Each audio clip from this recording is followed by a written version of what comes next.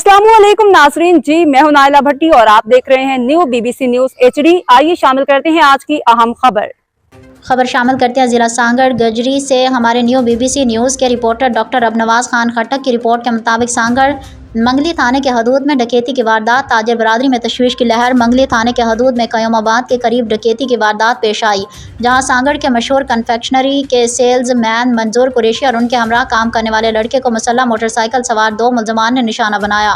डाकुओं ने असले के जोर पर 1 लाख रुपए नकद रकम और मोबाइल फ़ोन छीनकर फरार हो गया। वाक़े के बाद इलाके के ताजिर बरादरी ने शदीद तशवीश का इजहार करते हुए कहा है कि इस तरह के वाक़यात का कारोबारी तबके में अदम तहफ़्फ़ुज़ के एहसास को बढ़ा रहे हैं।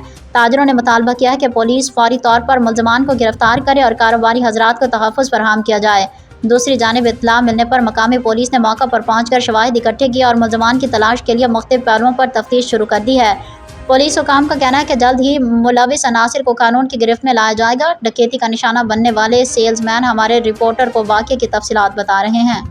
अस्सलामुअलैकुम मजदूर भाई, बताएं आपके साथ कैसे ये हादसा पेश आया? वालेकुम अस्सलाम सर, हम आ रहे थे क्या नाम है अवध से, कयूमाबाद से पहले खंड आता है, यहाँ पर मोटरसाइकिल आई है, 2 बंदे थे, उन्होंने हमें पिस्टल दिखाया है, हमारी जेब में 90,000 की सेल पड़ी। अच्छा, अभी आप DPO से या इलाके की MNA अद्दी शाजिया से क्या अपील करना चाहते हो? DPO सांगड़ से और अद्दी शाजिया मरी से हम ये अपील करना चाहते हैं कि बराए मेहरबानी हमारी भरपाई की जाए और ये जो हम अकीलाल का रोजी कर रहे हैं बच्चों को पालने के लिए, हमें कोई ना कोई हिफाजत तो दी जाए, कोई सपोर्ट तो दी जाए हुकूमत की तरफ से, ताकि हम अपने बच्चों को तो पाल सके।